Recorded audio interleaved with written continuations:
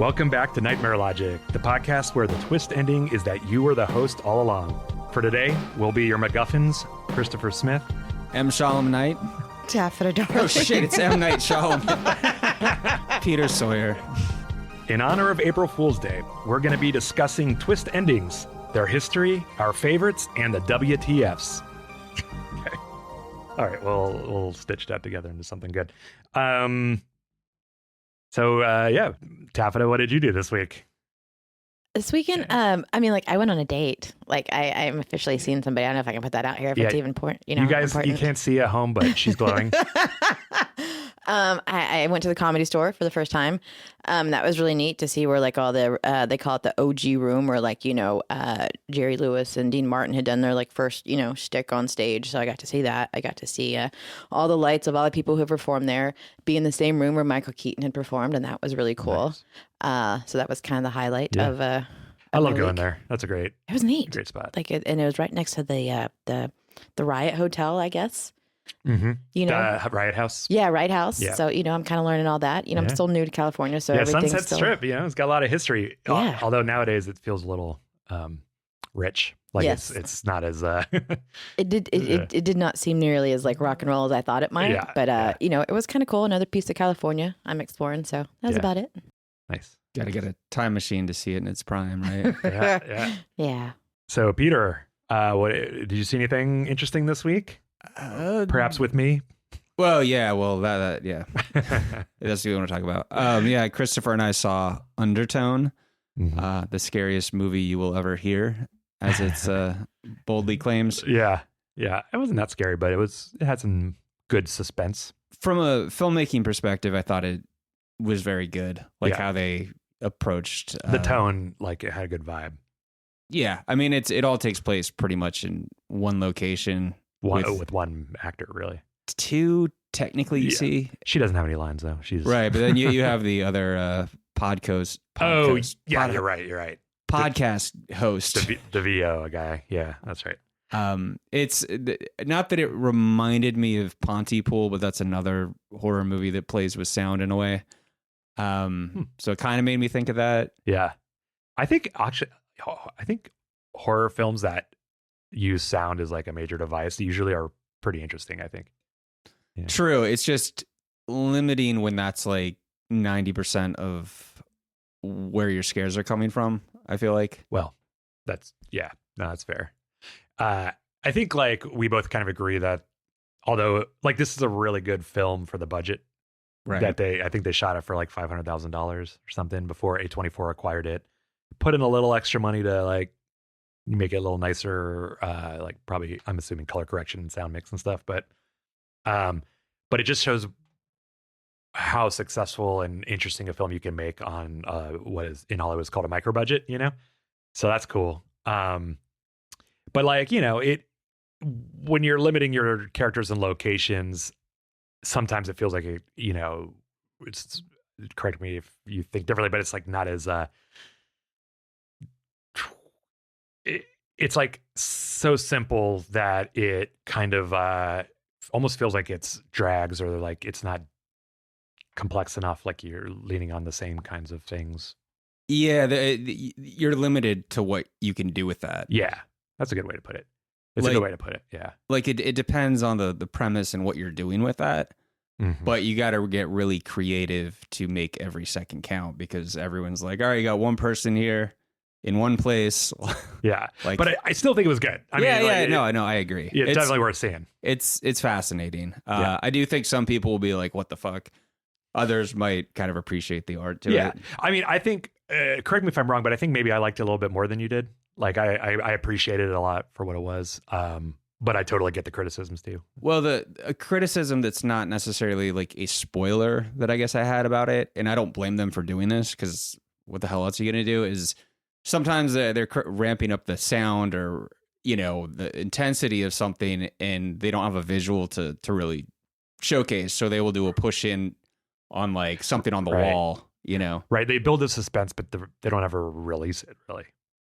But I'm not going to fault them for that because I think that builds towards the the final. Yeah, but in the moments, it's like, okay, we got to push in on this creepy picture of Jesus or whatever it was, and it's religious. It has religious elements to it, so it makes sense. But I did notice that stuff. Yeah, fair. But I will say there is a website called theundertone.movie where you can go and check out the podcast episodes from the film that are. Oh, really? Yeah, that's what I was trying to tell you. Oh. But I don't know if you can listen to them, but it's just, or it's a synopsis of them, but it's kind of cool promotion. I was like, I appreciated that. Yeah. Yeah, totally. Speaking of cool promotions, we're going to touch on 1 and 2 in a little bit here, but do you see anything else that you wanted to chat about? Or? So this is kind of funny. There's a lot of movies I have not seen. I mean, I think I could point to anyone and there would be like a glaring omission of something they haven't seen that would surprise you. Like, do you guys have one that someone would be like, what the fuck you haven't seen? Oh, I'm sure I have a million. Oh yeah, for sure.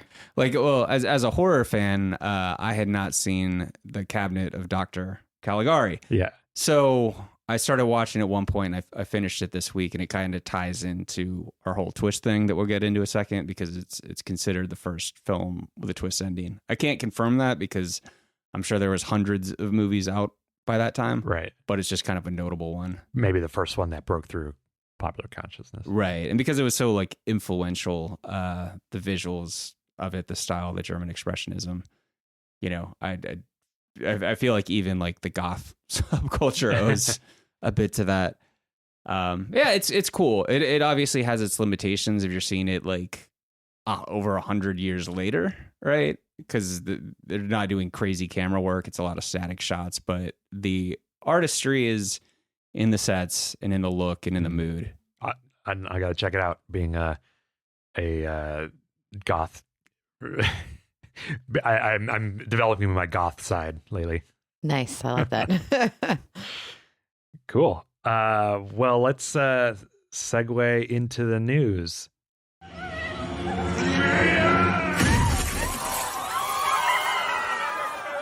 Oh, we love a good shock show. That's fun.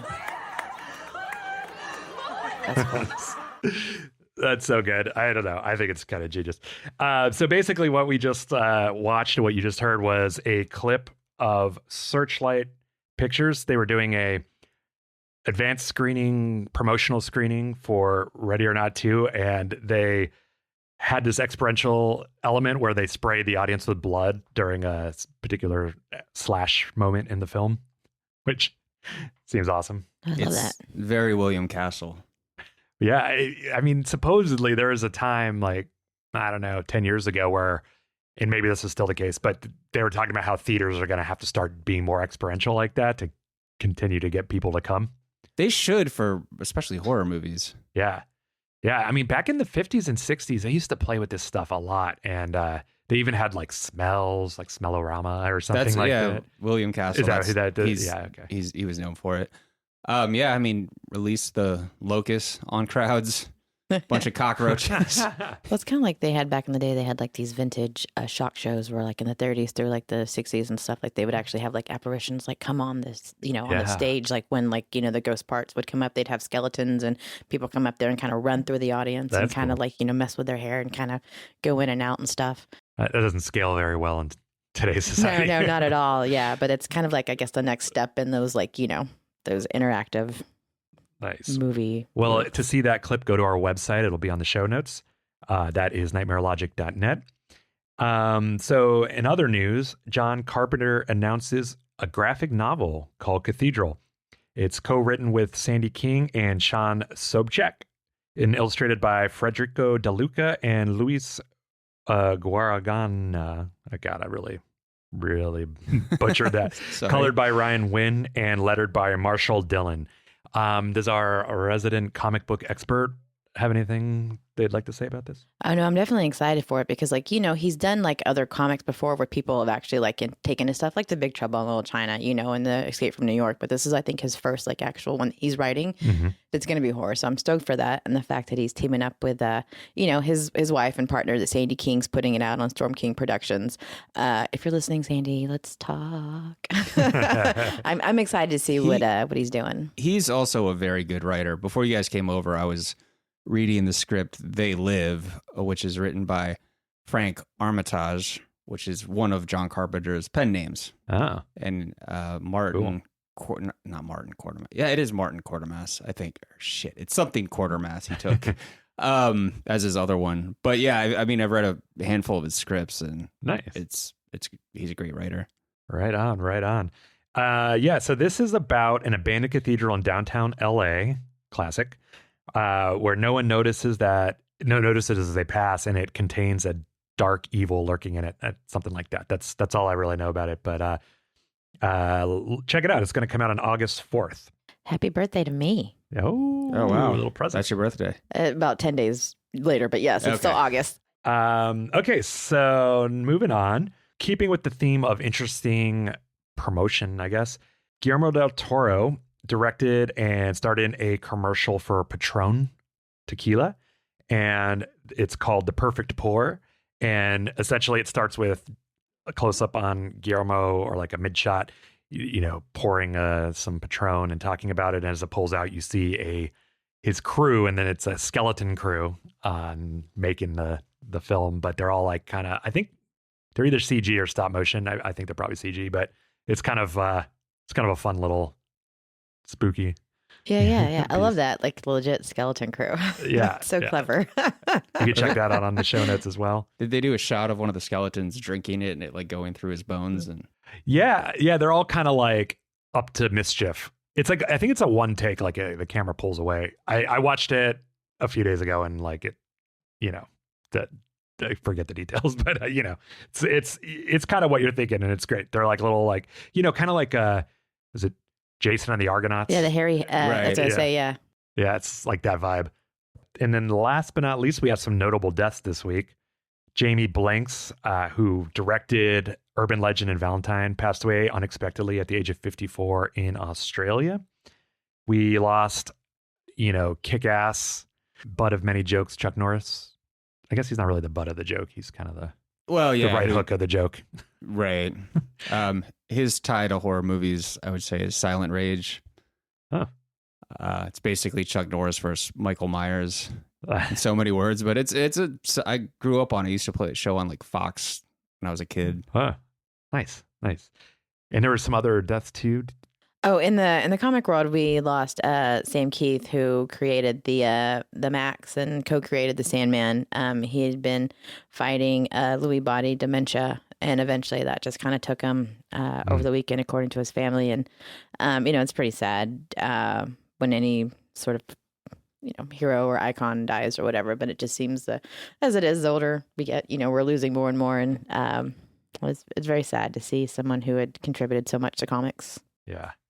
And there was the actor from Buffy the Vampire Slayer. What was his name? I don't know. Yeah, we were talking about this right before we recorded. I didn't have it in my notes. But one of the stars of Buffy, the Joss Whedon series, passed as well. I'll look it up real quick. He was also, I know he was in Children of the Corn Part 3. So Nicholas Brendan. Nicholas Brendan has passed. Yeah. Unfortunately. Children of the Corn Part 3. That? Yeah. I was, because when it happened, I was like, did he do anything else horror related? That was the one. Yeah. It's hard to say that, but I mean, Buffy technically is kind of horror, but it's also.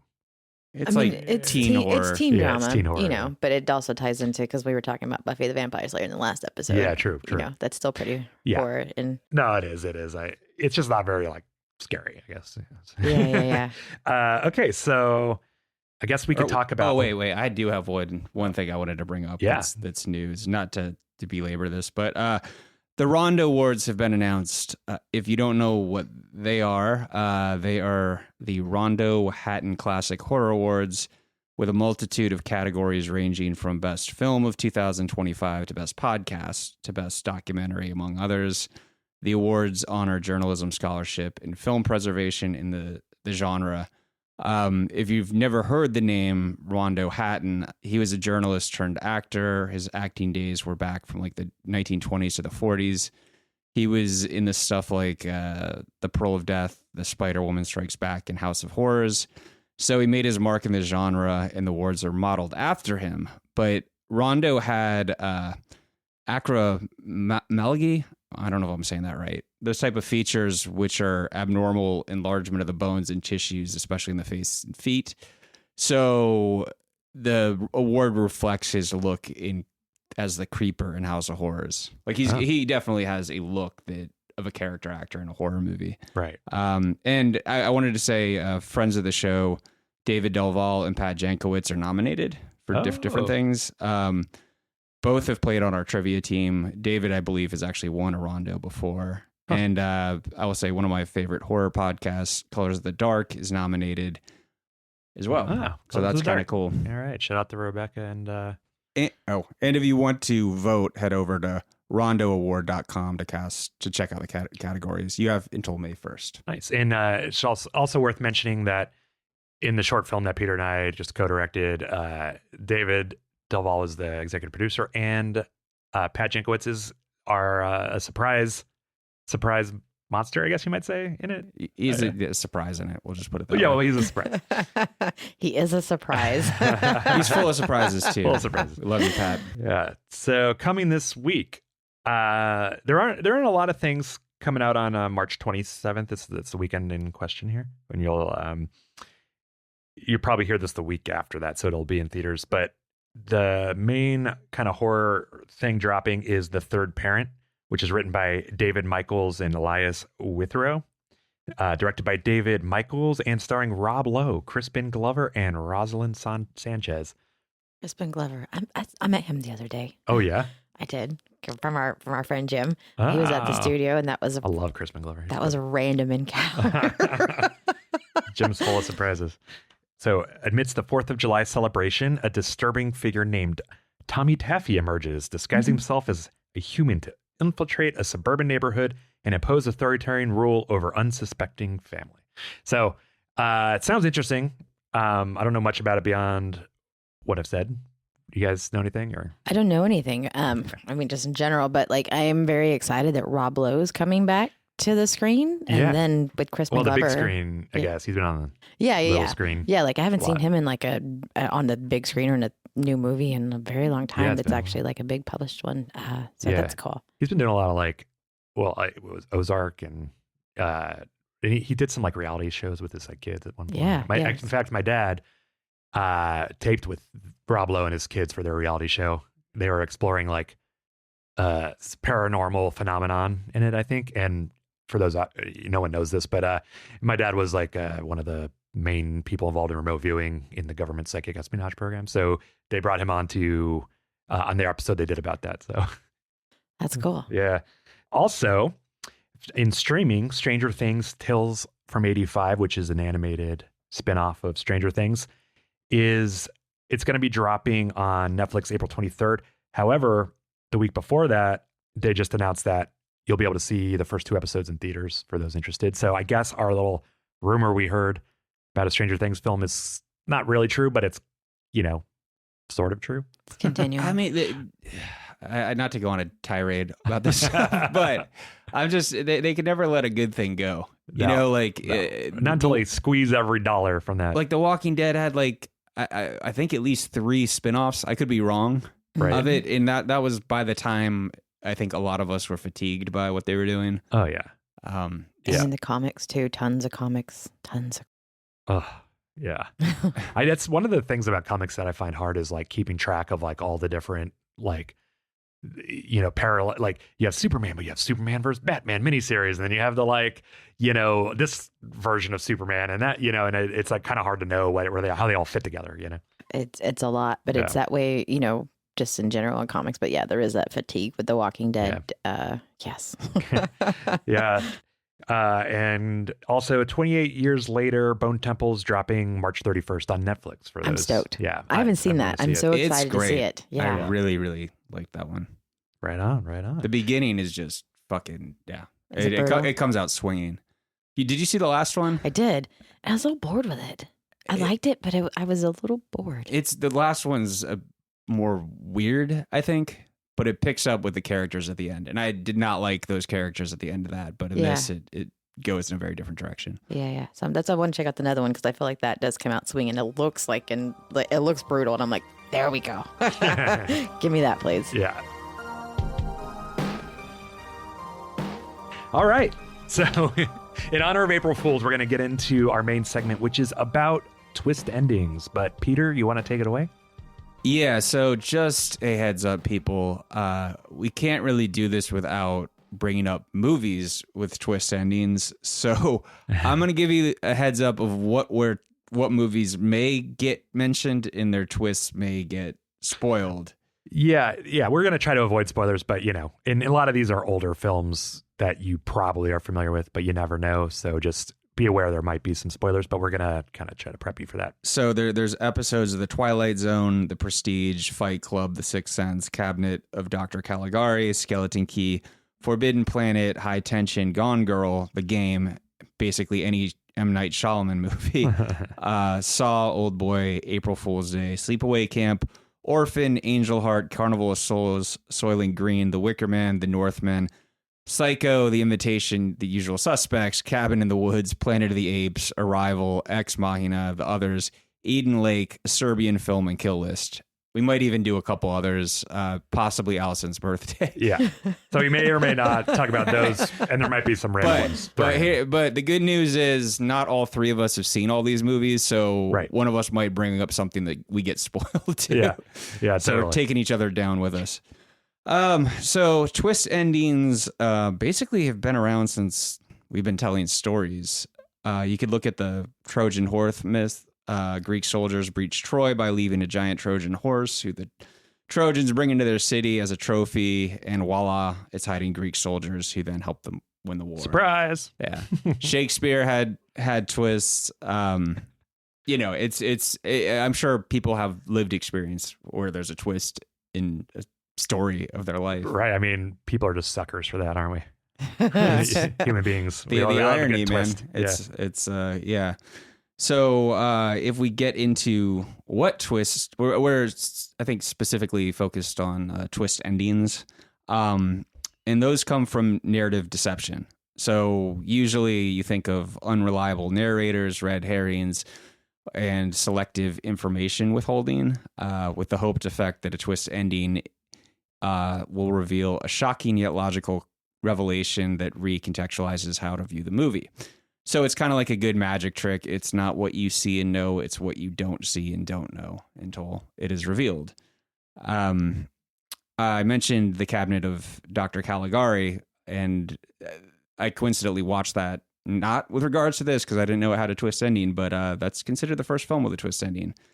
You have the Twilight Zone that was big on twists. This is kind of a brief history crash course on this stuff. So you have modern day shows. You guys probably have seen Black Mirror. That often each episode usually has a twist ending. Mm-hmm. But even more narrative driven series thrive on twists, like Orphan Black, for example. Should we go discuss what the difference between a reveal and a twist is? Well, what do you think it is, Taffeta? Next question. It can be tough, right? I would say a reveal clarifies or solves a mystery, while a twist now makes everything makes sense, right? That's what the reveal is. It brings a conclusion to, all right, yeah, this makes sense. Right. A twist ending will shock you and make you consider what you saw previously that led to this. Right. And twist endings usually have a reveal as well. Right. So that's probably why it's kind of confusing to... Right. You need the reveal in order to change your perception of the film. Yeah. Well, just like in The Trick in general, kind of like you mentioned the prestige, like they even break that down, like in the movie, what the actual prestige is of like any sort of like magic trick. Yeah, that's why that movie is so brilliant. Yes. Yeah, that was a good one. And it was funny because here's a spoiler. I was like, what was the twist? Because I remember that Christian Bale was a twin, right? And then, but that's not the twist. The twist is Hugh Jackman was using Tesla's tool to clone himself, to kill off him or his... Yeah. To compete against that. Yeah. Just fucking crazy. It's not magic. It was science. Human nature. Yeah. Right. But the funny thing is, like, I used to practice magic. And so when I was watching this, I think this was around the time I was learning, like, I was 10 steps behind the whole time. It's that good. A good twist, I think, is truly like surprising, because like if you figure it out, like I don't know. They didn't do a good enough job. Well, but sometimes it just kind of depends who catches what, processes what thought crosses your mind when a hint is dropped. Right. You know, I feel like that's a big part of it. Yeah. Do either you remember the first twist ending you saw, or something that comes to mind? Oh yeah. Yeah, for me, it was literally watching April Fool's Day back in the day, like that movie. That was one of the first ones I watched because I was a big horror fan growing up, and I watched all these 80 movies. And I remember at the end of it, I was like, "What the fuck?" Okay, it was clever. I don't want to spoil it too much, but essentially, it's a party, and all these people come and hang out, and then like all these like grisly and brutal murders like start happening, and then at the end, you realize, oh, it's like this. Are we just spoiling? Are we gonna go in all in? Yeah. Essentially, like, none of these murders, despite you watching them and seeing them, is actually like actual murders. The twist is at the end. It's just like Muffy doing her whole, like, she's turning her place into a murder mystery house. And so everybody was like in on it, but didn't know everyone was in on it. They got punked. Yeah. So it's just, the big reveal and twist is like nobody's actually murdered despite literally seeing this happen. Right. You're like, how did they survive that? So is it truly a horror movie? I don't, that's it. Is it truly a horror movie? Because at the end, like, there's this big relief. It's like, oh, all these people didn't die. It's just, a test for her murder mystery Maybe house. that's the joke, right? Yeah. It's not actually a horror movie. Twist, you're not watching horror. But it's also, what's great about it is it's in the name. Yeah, exactly. And so that gives it away. That's what appealed to me back in the day, is that I liked the cover of it. And I remember watching it and being like, oh, this is different. Okay, cool. I'm in. Yeah. I like that. Christopher, what about you? I think mine's going to be, I feel like a basic bitch saying this, but it was The Usual Suspects back in 1995. I was like, probably 14 or 15 when that movie came out, at like the prime age to watch it. And it's framed around this prisoner in an interrogation telling this story about a mastermind criminal, Kaiser Sose. And, he's like this frail, fragile guy. And the reveal, and where you realize it's a twist, is just like kind of the last shot when he's walking away, and this limp that he's had the whole movie he straightens it out and becomes like physically stronger and less frail. And you put it together that like he was the bad guy all along. Verbal Kent. Yeah. And also, I just this is a little side topic here, but I just realized that the name Verbal Kent is like, right, it's like kind of a lot of times in writing films, the names of characters, this is maybe more slightly older fashioned way of writing scripts, but a lot of times the names indicate something about the character. Yeah. And I think I just realized that one's like, oh, he's the one talking, lying. He's like, right. Anyways, that was my first one. That had a lot of hype when it came out. I remember it's much probably buzz. a very notorious twist, Mm-hmm. That's definitely one that, when you ask like what was one that like shocked me, that was the one that was on my list where I was like, what? Well, one I haven't seen, and I won't even say the twist, but the Crying Game that came out a few years before that. I remember that also. That was your first one? I know. I've never seen it. Oh yeah, but it's referenced in Pet Detective Ace Ventura, right? Good old Ace Ventura. But that was one in the zeitgeist that jumped out at me. Right. The first twist I remember seeing was when I was a little kid, and I probably didn't. It's an adult movie. It was Soylent Green. Oh, not that kind of adult movie. I was like, there's a lot of twists in those, huh? Okay, so the first twist I saw that I remember was when I was a kid. I was like 7 or 8, and at a friend's, and his parents put on Soylent Green, and I think it was probably over my head in a lot of ways because it's very mature for a kid. It's not. Right. It's kind of intellectual. Like, yeah. But I mean, I remember it seemed dystopian. I could pick up on that, and everyone's sweating and food is scarce. And so then and I'm going to spoil it, Soylent Green is humans or is people. If you don't know that. It's so I was like, oh, wow, that's kind of crazy. But it didn't impact me that much because I don't think I was like as riveted. Right. But it did jump out at me. Right.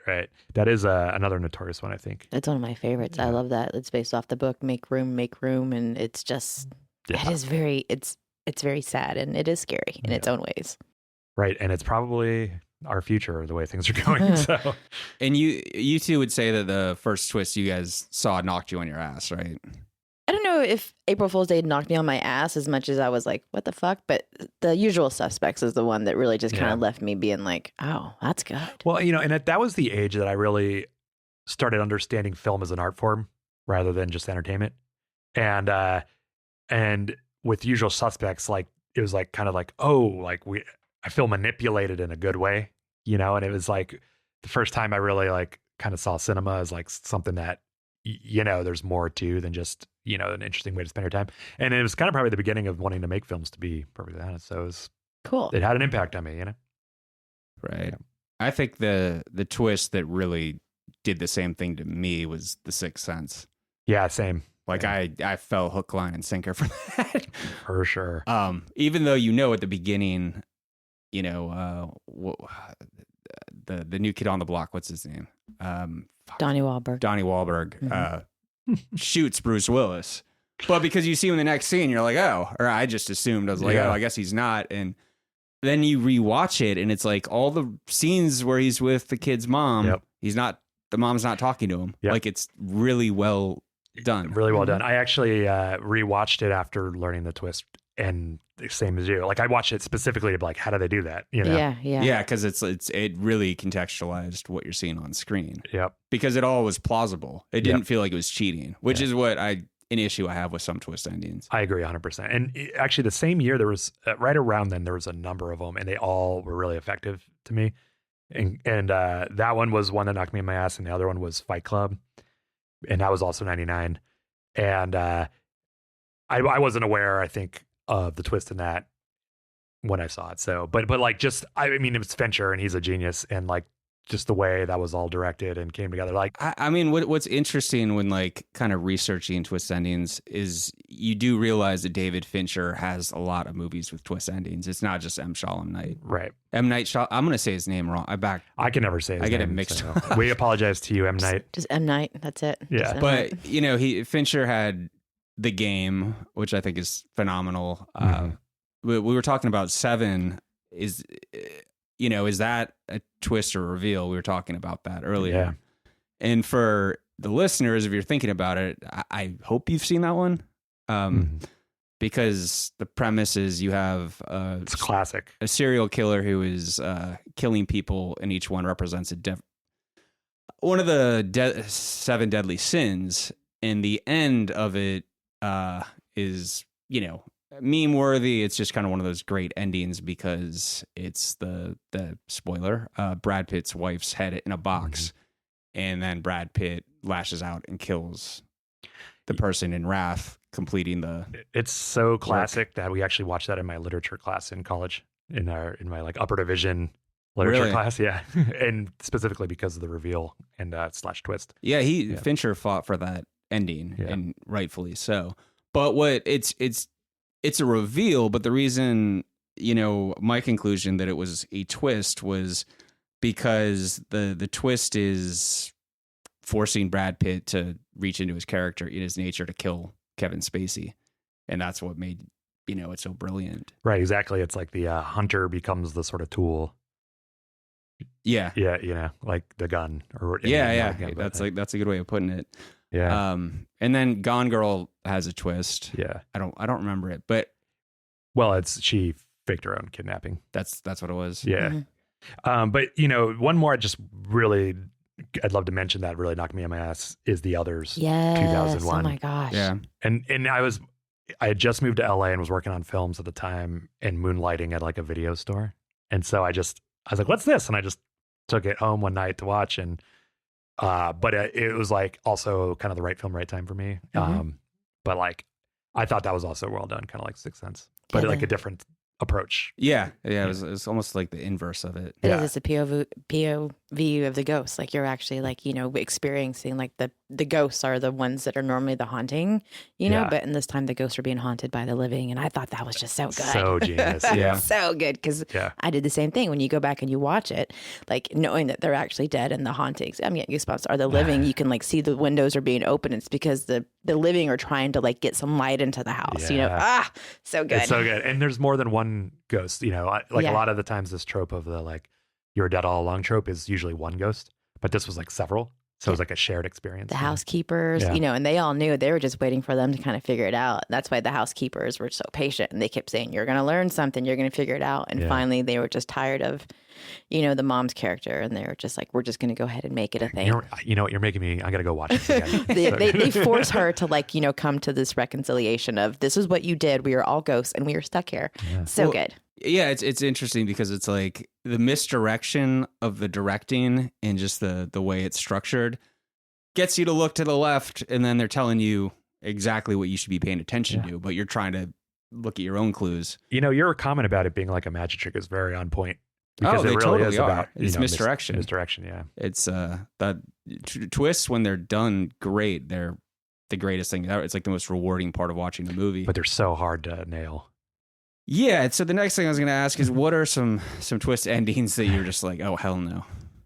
Oh, God. Well, I basically every M. Night Shyamalan film after Sixth Sense, I feel like, because he kind of became known for that, and he just tried so hard to recapture the magic, but everybody was looking for it. And he honestly, it's hard to do, and he didn't really stick the landing on most of them. So. I thought Unbreakable had a pretty cool twist. Yeah, that one was better. That was one of his better ones. I also kind of like The Village too. I like The Village, but I felt like the twist was a little weak, Like I really thought it was going to be a little bit more. I didn't expect it to be supernatural or like, super like horror. But when they made this reveal, I was like, eh. Well, and that's a good lesson I think we could learn as for those of us out there who are filmmakers, is that you don't want to disappoint with your reveal. Like, and maybe that's what causes a bad reveal, is like when it's revealed and you're like, oh, that's it, or like, well, boo. I'll get into a notoriously bad one in a second. Yeah. What I'll say about The Village is the thing that frustrated me about that is the marketing. I went in thinking it was going to be a horror movie, right? And then I was like, well, where's the horror? So when it got to the twist ending, I was like, well, at least that's interesting. So it was a different. Well, there was this like we never really saw them, but the creature things. That, the big costumes, bad wolf. Yeah. That kept them in check or whatever. Right. So the twist is it was not a horror all along. Well, it was just people. It was people in wolves' clothing. And I didn't mind The Visit. I don't know if you guys saw that. That was the found footage one. I actually never saw The Visit, I don't think. I kind of gave up on him after a few films. It's like, fool me once. Okay, you got me. But all the other times, like, shame on you, What was interesting about that, and I won't even get into the twist, is that he had 3 different cuts. One was horror, one was comedy, and then he did a horror comedy, and that was the one that tested the best. So that's why it's kind of this playful kind of horror movie. They are cloud producers typically. But the twist wasn't bad. Like, I was like, I'm not disappointed with that. I liked Signs too, but the twist was a little weak on that one. Something like I forgot, it's been so long, but like, I think the aliens, you kill them with like water or something. Yeah, like it was, that didn't really feel like a twist. Yeah, you're right. It's not. Maybe that, but it probably, in the context of it, might have at the time. I think it was more supernatural and more like, oh my gosh, like, what, signs, like, coincidences is more, it felt more like, what are coincidences? Because at the very end, you do have like, Joaquin's Phoenix character, which I can't remember, he gets the bat and he sees all this water everywhere. And those water cups wouldn't have been there unless the daughter had this issue with drinking fresh water and just left cups everywhere. Yeah. So it's all these like coincidences that come together, to make it this big twist, like, oh my gosh. And that's kind of what I felt like. So I didn't mind it. I like it. I mean, that's one of his better films, I think. Yeah. Plus that great alien that walks around the corner. Oh my God. That's a great jump scare. That is one of the best. Yes. Yeah. So terrible twist. Do you guys have any that come to mind? Yes. Sucker Punch. Oh, okay. So the whole point of, and it's a really dumb reveal, but essentially, like, the whole time you're thinking there are these girls who are these superheroes and they're doing all these things, but the big reveal is they're actually in a mental institution and they're being like held captive and they're about to get lobotomies. And so like this is like in their head, like the whole time their escape is to be superheroes or to be, dancers. Right. Zack Snyder produced it and everything, but I really thought it was going to be just a little bit more I don't know, I guess more superhero, and it was everything was really well done as far as like the action scenes, but I just felt it was really kind of fucked up at the end, that despite all of these girls like victories, that it was all just in their heads and they were all just going to get lobotomies and stay in a mental institution. And that really fucked with me and I hated it. It's like there's constant themes in these like twists. There's a very common one is, you've been insane this whole time. Shutter Island, that one. The unreliable narrator. Unreliable. The cabinet of Dr. Caligari and, was a good example of that as well. So yeah, that's a common one. The twist ending that I felt like tanked the movie was High Tension. It's kind of this, I guess it's a slasher in a sense where these two girls, one of the family might have been involved, are running away from what you see as a guy in a truck who like does some really fucked up shit. And so it's really suspenseful, really well shot until you realize it's all in one of the girls' heads. And I was just like, dude, no. Yeah. Like, it creates plot holes. Yeah. And I mean, you brought up Fight Club. And so my reaction was like, it's a fucking Fight Club ending. Yeah. And I'm one of these people, that's my hot take. I'm not huge into Fight Club. Right. The ending when I was like, what? It doesn't, okay, but Edward Norton did that shit anyway with Brad Pitt. Without him, it doesn't really make me, it didn't have some profound effect on me for it. Right. I could see that. I mean, again, it's like you've seen it once. If you saw it in the Cabinet of Dr. Caligari, you saw it in Snake Pit, you saw it in Fight Club, you've seen it in Sucker Punch. You know what I mean? Yeah, it's just it makes it feel like a Deus Ex Machina in a way to me, because it's like if something happens, if it's another type of twist ending, like The Sixth Sense. All right, he was a ghost the whole time. That didn't change. I just didn't know it. But when it's in someone's head, then you're like, can you trust the reality of what you just saw? And I don't know. Right. You almost can't even trust the reveal because, nothing's trustable. Right. But, what's interesting, though, about Fight Club is it was a book first, right? So it's sort of. Yeah. And I wonder if it would translate better as a book. I have not read it. I never really liked Chuck Palahniuk, so I'm going to go with the movie's probably better. But no, I don't know. He's good. I mean, I thought the movie was well made. Don't get me wrong. And yeah, I was entertained through it. I actually really liked the sequence where they were stealing fat and threw a mattress over the barbed wire. I'm like, that's fucking genius. Yeah, and it breaks. Is that genius? Yeah. Well, one or two that are worth mentioning. I actually haven't even seen either of these, but I came across them in my research. One is Friday the 13th, Part 5, because A New Beginning. Because I guess apparently you've probably seen this because you've seen them all. Where it was revealed that Jason Voorhees wasn't the killer all along. It was like an imitation. Correct. And pissed people off. Yeah, it was an upset. Yeah. How did you feel about that when you saw it? Well, so it's interesting. I initially didn't watch Halloween 3 until it's a little bit later, and I love that movie because it's like, it doesn't have fucking Michael Myers, Yeah. But then when you're a bit more mature and you watch something for what it is, you're like, is it a good movie? Does it stand on its own? So I didn't have that vitriol towards Part 5 because I knew that. So that actually helped it. I was like, oh, a copycat killer. Yeah. Okay, interesting. Yeah. And, I think we mentioned this in a previous episode, but that was meant to be a bit of an anthology. So you could almost say it was sort of like going back to its anthology roots, where it's like, a story in the Friday the 13th universe. Right. Another twist that really knocked me on my ass was Orphan. Have you guys seen that one? Mm-mm. Is that the Spanish one? No, that's The Orphanage. Orphanage. Okay. That has a twist too. Yeah. No, this one's kind of new though, right? Like last 10 years, something. I think it came out in 2009. Right. Yeah, it's kind of what I was thinking. And they made a sequel, and the sequel has a wild twist too. But Orphan is where this family adopts a little girl, and she is a handful. She's way too smart, but it's a pretty fucking crazy reveal, or was. I don't know. I guess I won't spoil it. Right. Actually, I remember that. I remember knowing about that movie. I haven't seen it though. It's good. It was pretty impressive. Yeah, and then one more bad one, if you were curious, that again I haven't seen, but the 2001 version of Planet of the Apes, where the reveal / twist was like, how in the original Planet of the Apes, the 60s one, there's the Statue of Liberty. All along. Yeah, exactly. Well, then in this one, the reveal was it wasn't the Statue of Liberty, it was a giant sculpture of an ape, which I think the problem was that a lot of people were like, what does that even mean?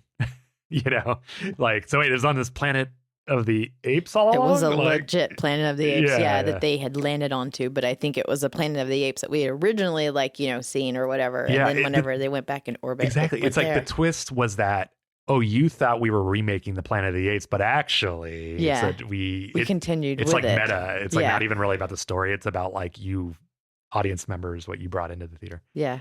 It was all over the place.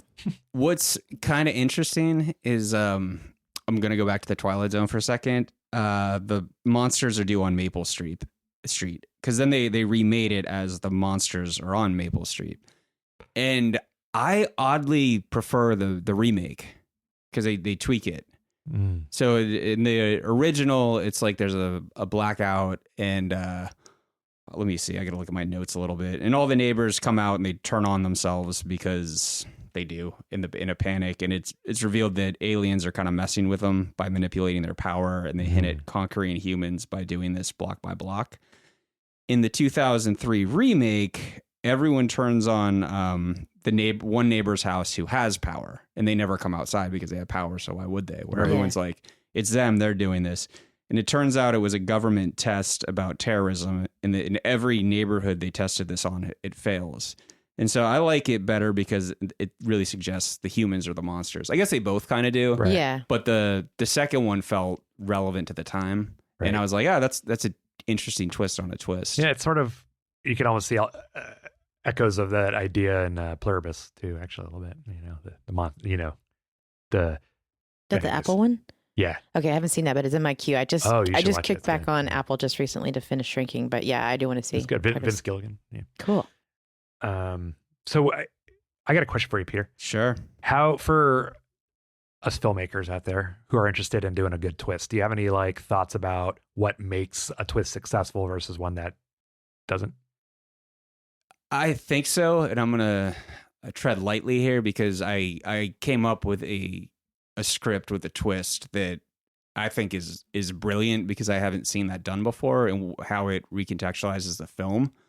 And I haven't written it, so it's just in my mind because it's a really heavy subject matter. But just I think irony is a huge key of something, and you have to look at character motivations.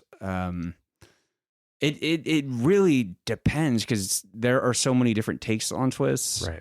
Like if you've seen Sleepaway Camp, have either of you guys seen that? Yeah. The twist on that is big. What the fuck? Just it feels like for what the fuck. Yeah, but I mean, like I looked back on it and I was like, okay, so there's actually a reason for it, but it's just a fucking shocking visual. I don't know if I haven't seen it. Yeah. Should I not spoil that one for you? No, you can. I don't mind. I don't mind spoiling it. So yeah, Sleepaway Camp. It's people are getting killed at camp, and there's this girl Angela, and at the very end.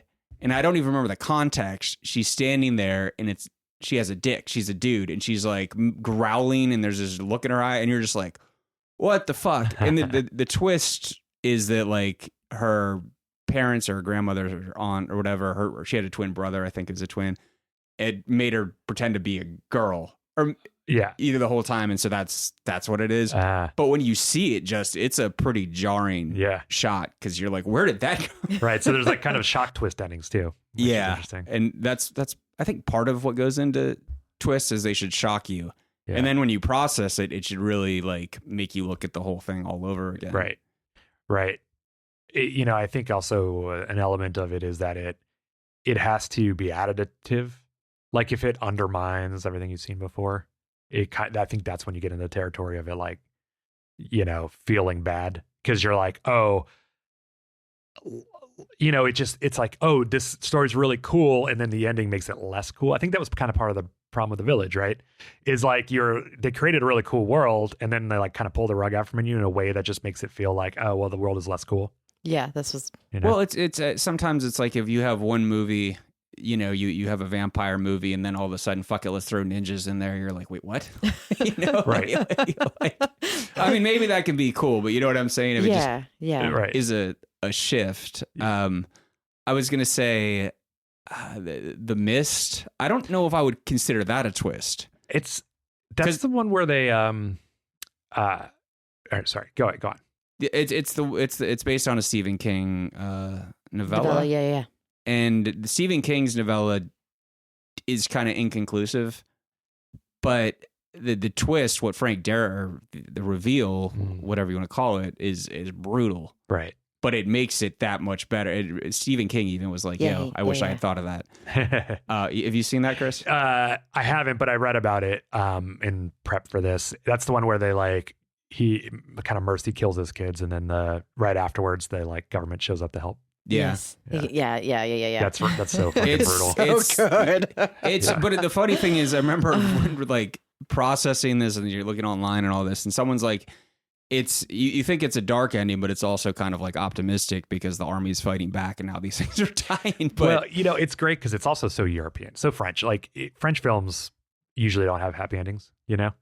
Not saying that that's a French film, but my point is that like I actually love films like that because it's like.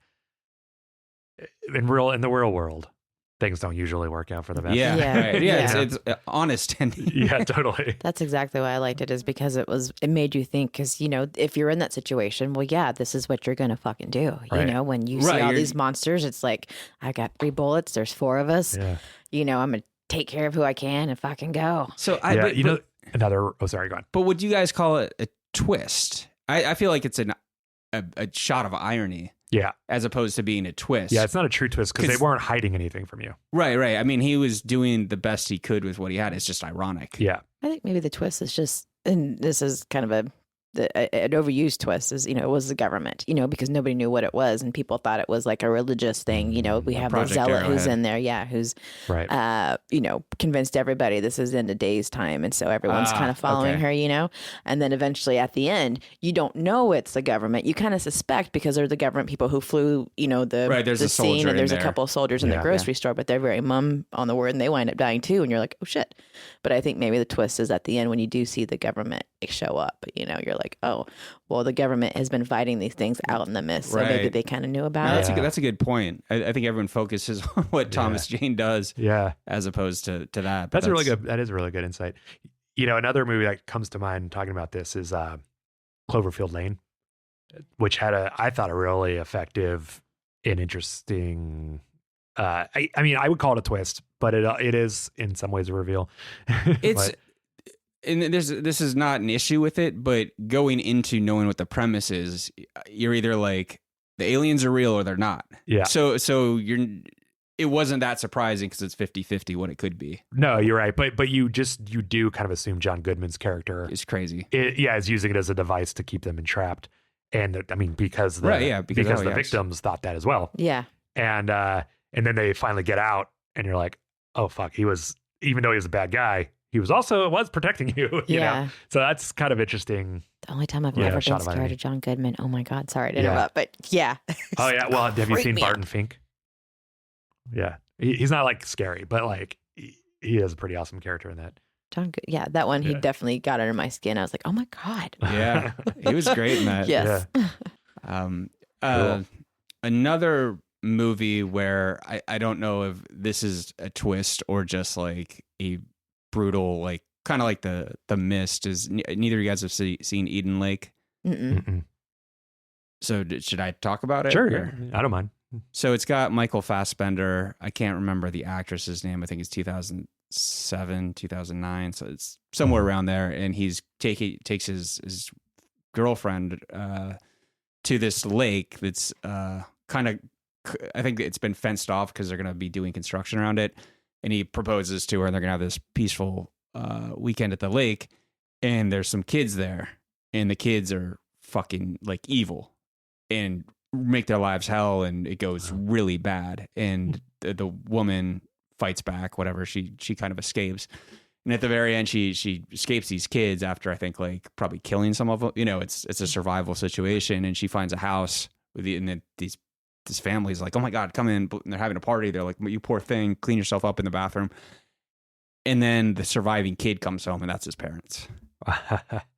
That's kind of more of is that a twist or is that a reveal though?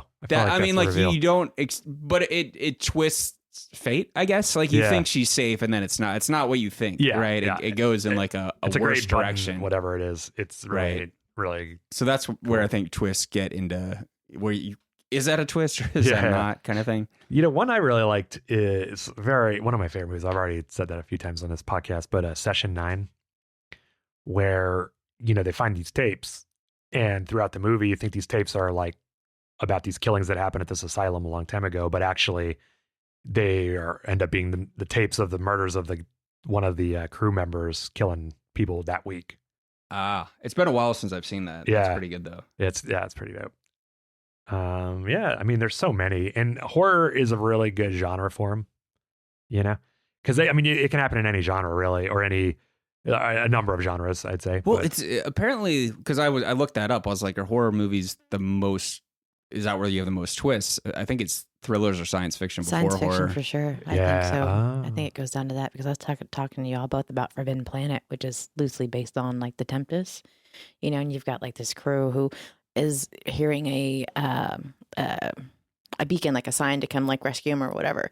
And so it's Leslie Nielsen in one of his like first roles and stuff, and he's incredibly serious and it's great. And so they get there and like all this the crew starts dying, and they're trying to figure out what's happening and like what the whole deal is behind it.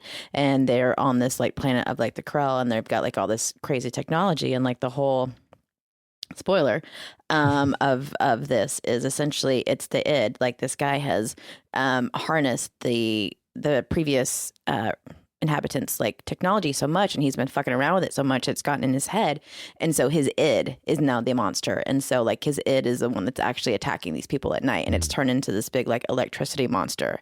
And nobody knows that, and you don't get that until the very end. And I think that's kind of cool, because it's a different play on everything, like ego, like he's so obsessed with his daughter not leaving the planet and stuff, that he's like manifested like all his like possessiveness and all his like hatred for anyone who's trying to take her away, because she kind of falls in love with Leslie Nielsen's character, and so that becomes even more like ramped up.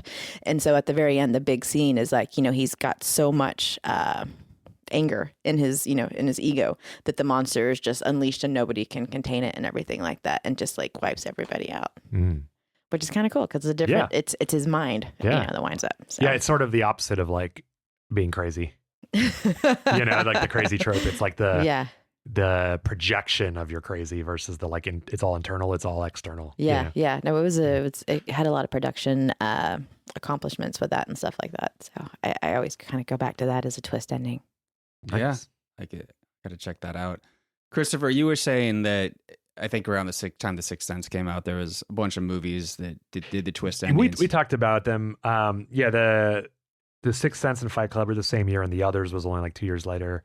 I feel like that was a particular Stir of Echoes. Stir of Echoes around that. That's a good point. Yeah. But the reason I'm circling back to that is when this movie came out, there was a lot of like it was notorious. I guess I should say buzz isn't the right word. Is a Serbian film, and that's the type of movie most people regret watching.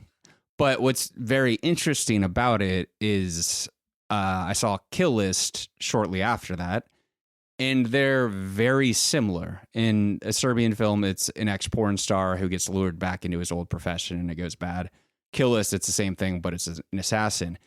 And if you don't want to see a Serbian film, and I'm not recommending you do, you could watch Kill List and you would know basically what happens at the end of a Serbian film. All right. So that's a safer bet. Right on, yeah. Yeah. And there's a twist, of course. Sorry, I will say that because it's relevant. No, that's cool. Yes, and there's a lot. I feel like there's a lot of kind of modern horror films kind of have twists too. Like what?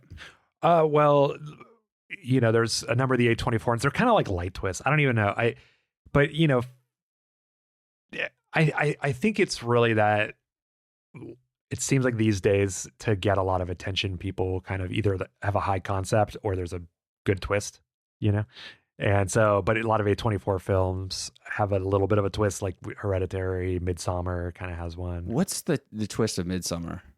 Well, they become, it's been a few years since I have the worst memory, but the person, one of the victims, quote unquote, becomes the like king. Of the festival or whatever. Either way, the Mayflower Queen. The Mayflower Queen. There you go. Yes. She's the one that gets to choose whether or not if her boyfriend is part of the sacrifice or not. And because she has seen him cheat on her, and she is in so much pain, She says, "Hey, go ahead and burn him." There you go. Taffeta with the win. It's well, the Wicker Man was a huge influence on that. That kind of has I love that movie. That has a twist too, but it's not. Even if you know it, it doesn't really impact how you view it because you kind of suspect that. Yeah. It's become such a common trajectory for those types of movies. Mm-hmm. Get Out had a bit of a twist too. So on Get Out, I meant to mention this too. We didn't say that at the beginning. And Hereditary. One movie I saw. These are two different movies, but we'll start with Get Out. Yes, there's a twist to that. Skeleton Key, which came out in 2005, has a great twist ending. Like that one knocked me on my ass. Yeah. But someone made a comparison between Skeleton Key and Get Out on YouTube, and it's like, holy shit! It's not the same movie, but it has a lot of the same things, and it's really compelling if you've seen both those movies. And so I thought that was really interesting. But going back to Skeleton Keys, the twist to that is top notch. But then there's a movie that I saw. Should I say what movie? Because then I don't want to spoil another movie. Well, it's up to you, man. Go for it. that has the same ending from like the late 70s. And Hereditary also kind of has borrowed from that too. Right. Well, as they say, history doesn't repeat itself, but it rhymes. Yeah, I kind of feel like that's true with twist endings. Like, it's very hard to have a truly unique twist ending. Agreed. And I don't even know if either director had seen this or either writer had seen this movie. But then when you see it and you're like, it predates it, your mind goes to, well, they beat them to the punch. Right. Does anyone else have any? I think maybe the last thing, and I would say, and it's not necessarily horror, is like Clue. Clue's got it had 3 different endings because they didn't know how they wanted to make the big reveal and stuff. And, plus we love, fear. Yeah. Well, mysteries kind of by their nature are ripe for twists, right? I think so. Yeah. But it's just it's a comical reveal. And I think my favorite at the end is when Wadsworth, which is Tim Curry's character, is actually like the CIA, and he's like, "That's what I see here," and he just like wraps it in and all the swarm, all the police officers come in. You're like, "What the fuck? How did that happen?" But that was just one of their I gotta rewatch that too. Reveals. But the whole time it's based off the actual board game where you're trying to figure out like who's killing what, and it is itself like a mystery. And like every card you pull, it's like, what? That's kind of weird. And it's a twist to reveal something else. That's probably the only movie based on a board game that was good. Yeah. I'm guessing, because I know they made that into a trend, and I was just like, I don't know.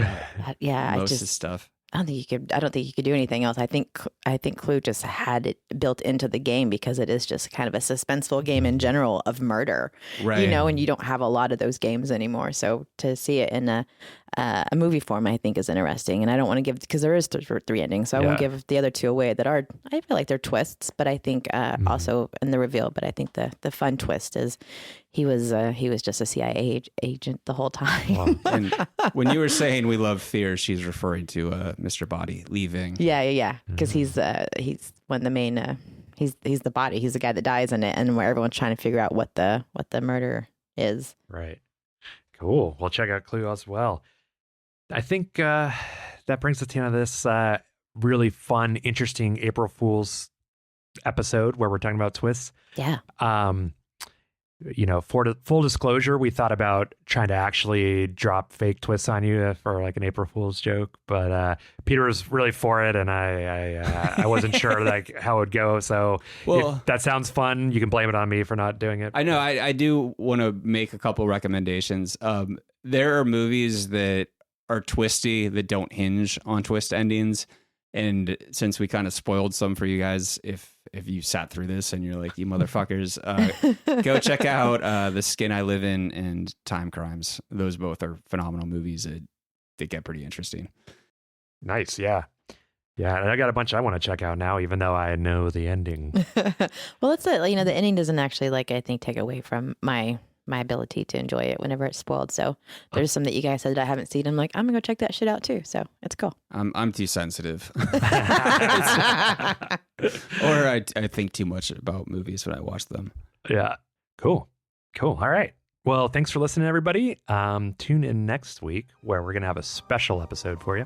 Until then, keep it twisty.